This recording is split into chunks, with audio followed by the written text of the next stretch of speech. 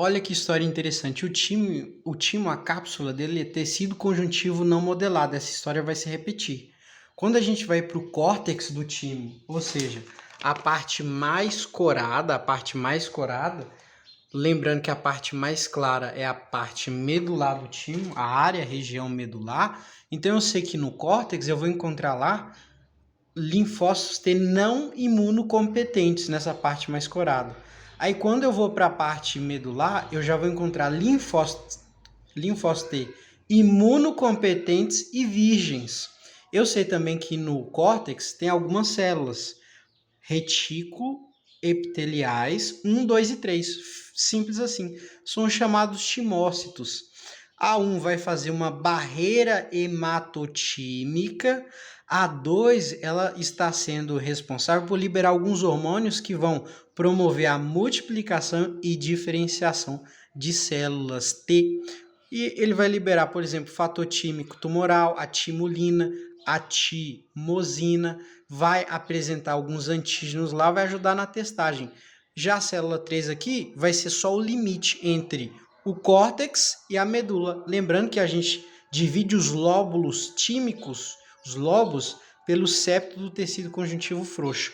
Olha só, na medula a gente tem essas células aqui, os timócitos 4, 5 e 6, que aglomerados formam os corpos de Rassal. Já no linfonodo, eu vou encontrar trabéculas, tem que dar uma olhada na imagem com certeza. E você vai ter na região cortical a diferenciação de linfócitos B de memória e plasmócitos. Na região paracortical, eu vou ter linfócitos T, que serão ativados. Quais linfócitos que serão ativados? Citotóxico, help, supressor, killer. Eu vou ter uma região vascularizada com veias e vênulas. Eu vou apresentar antígenos e eu vou ter células de Langerhans e células dendríticas. Claro, não tem nódulos linfáticos nessa região paracortical do linfonodo. Só que é importante lembrar que tem células reticulares, plasmócitos e macrófagos. Digo mais, existe também um tecido diferente lá, que é o tecido epitelial cúbico simples nessa região, que vai ajudar a saída desse tanto de células para o sangue. Quando eu falo, por exemplo, dos cordões medulares, agora eu estou falando de alguns linfócitos que estão aqui, de macrófagos, de plasmócitos, que vão sair os cordões medulares, que eles vão ajudar essas células a saírem agora pelo hilo. E a linfa, ela é unidirecional e como tem vasos aferentes e eferentes, essa linfa ela vai e não volta.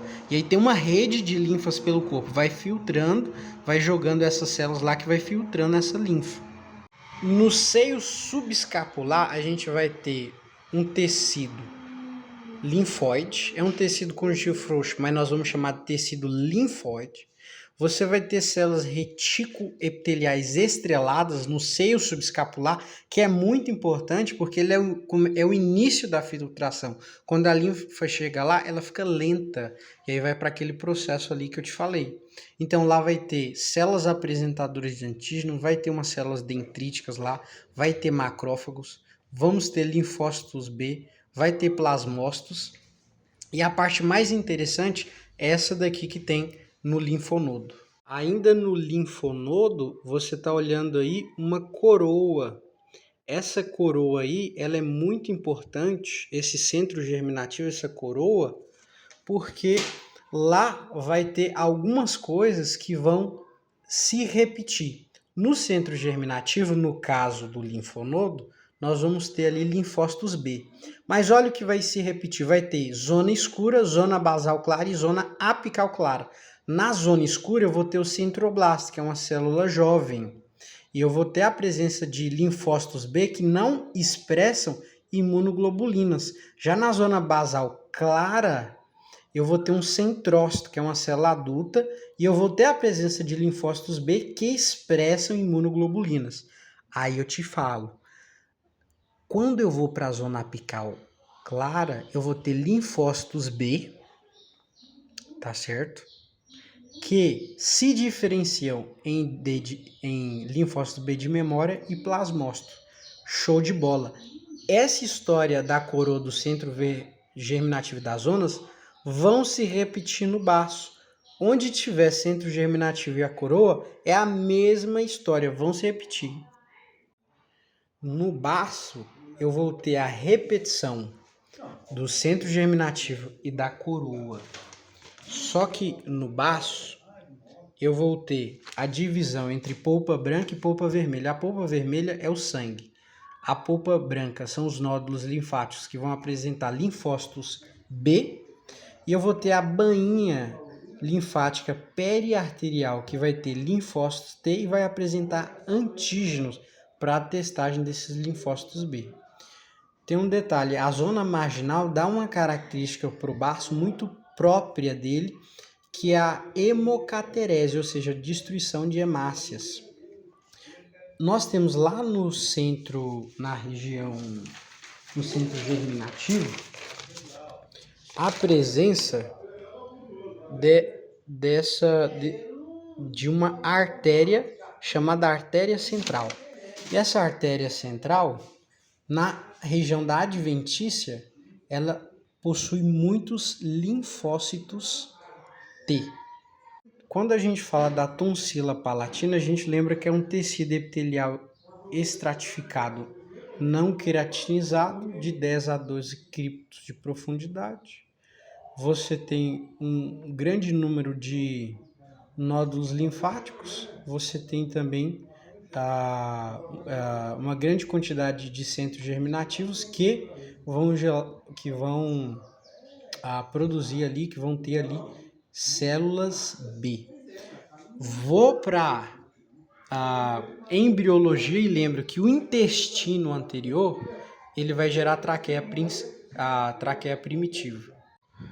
O intestino anterior ele vai gerar a traqueia primitiva. A faringe primitiva, que eu já falei no último vídeo, a faringe primitiva vai gerar o divertículo respiratório ou broto respiratório, que por consequência na quarta semana vai formar o pulmão. O endoderma da faringe vai criar aquele epitélio que está revestindo ali a parte ali do sistema respiratório correspondente ali entre a traqueia e a faringe. Quando a gente fala da esplacnopleura, ela vai formar algumas partes e a parte principal é a parede da traqueia. A traqueia, quando ela está ramificando, ela está formando os brônquios, que é formado pelo tecido epitelial, né?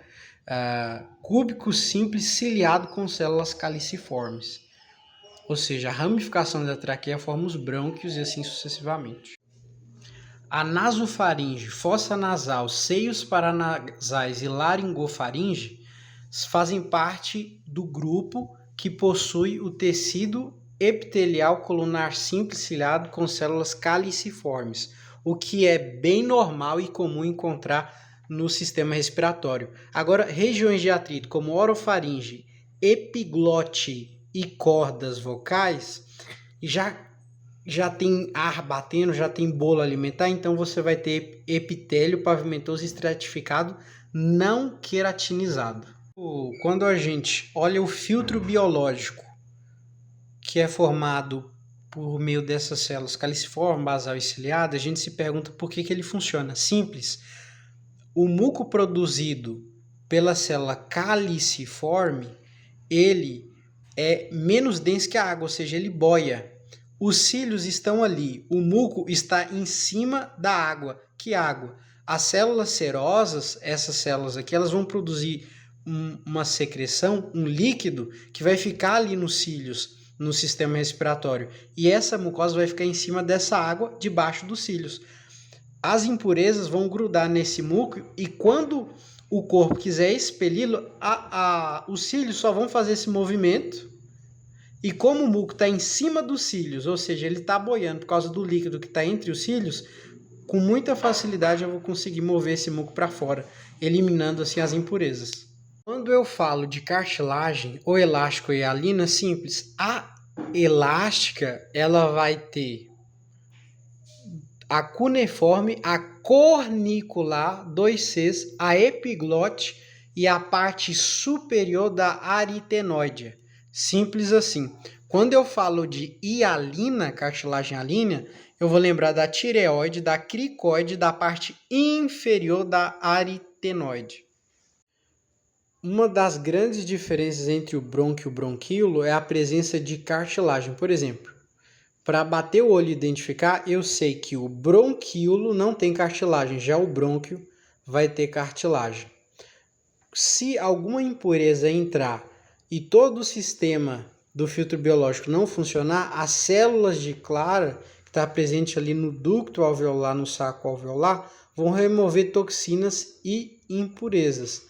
Vale lembrar que o pneumócito 1 ele é grande, enorme, achatado, delgado, para favorecer a hematose e a troca de gases, e ele é tecido epitelial pavimentoso simples. Quando eu falo do pneumócito 2, eu tenho que lembrar que ele está diretamente ligado na produção do surfactante. O período pseudoglandular, que vai ali da 6ª à 16ª semana, ele está marcado pelas ramificações da traqueia, que vão começar a produzir os brônquios, no caso os brônquios terminais. Pronto, acabou, é só isso, ou seja, não vai ter hematose. No brônquio terminal você não vai conseguir ter troca de gases.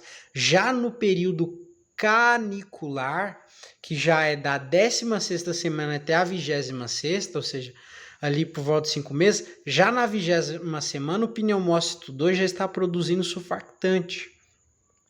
O bronquíolo respiratório já existe, continuou aquelas ramificações da traqueia, já existe bronquíolo respiratório, já existe até ducto alveolar e alvéolos primitivos, ou seja, nós já estamos começando a ver uma vascularização maior somado com o alvéolo, o ducto alveolar e o bronquíolo respiratório, aqui já começa a acontecer hematose, a troca de gases, né? No período alveolar, que já é da 32ª semana até a 8ª semana, você vê que ela vai se sobrepor a esse período aqui do saco terminal, que é da 26ª semana até o nascimento. O período do saco terminal, ele tem a ver com o aumento da vascularização, aumento dos alvéolos, e ele está internamente ligado também com os bronquíolos terminais, o aumento dos bronquíolos terminais e o aumento dos bronquíolos respiratórios. Já no período alveolar, que vai se sobrepor a esse período que está tendo todos esses aumentos, que vai ter aqui também, aqui você já vai ter alvéolos maduros, mais alvéolos maduros, você vai ter a barreira hematoaérea ficando mais delgada, aumentando a superfície de hematose e aumentando a vascularização para ter essa melhor hematose. Aí aqui acaba os períodos. Quando a gente fala de movimento respiratório fetal, nós temos a aspiração do líquido amniótico pela criança. What is this? O que isso significa? Que condiciona a musculatura respiratória dessa criança a fazer a expiração e inspiração, mesmo que seja com líquido amniótico. Já está condicionando os músculos respiratórios dessa criança. Você consegue analisar também a previsão de sobrevivência do prematuro. Isso daqui já está funcionando? A criança já está com os músculos condicionados para inspirar e expirar? Isso vai me ajudar a entender se esse prematuro vai nascer ou vai falecer. Você já tem a diferenciação de pneumócito 1 e 2. Você também tem um detalhe interessante, é um aumento do movimento de respiração fetal na hora do parto. Ele começa a expirar e inspirar mais rapidamente. Quando eu falo da origem do diafragma, existe o mesentério do esôfago. Algumas partes dele, algumas membranas vão começar a crescer para abrir um espaço ali onde o pulmão vai ficar, vamos dizer assim. E essas membranas têm o nome de membranas pleuroperitoneais e elas vão se fusionar com o mesentério do esôfago, e vão originar o lado direito e esquerdo do pulmão.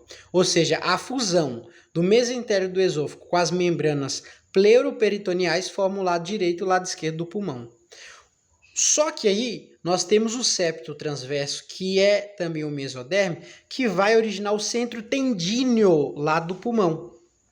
E esse centro tendíneo vai se fusionar com a membrana pleuroperitoneal, vai se fusionar com o mesentério do esôfago e juntos essa fusão vai começar a fechar essas paredes e os músculos dos miotos vindo lá dos somitos vai se fusionar tanto com a membrana pleuroperitoneal quanto com o septo transverso. Essa fusão já vai dar origem ao diafragma que nós conhecemos.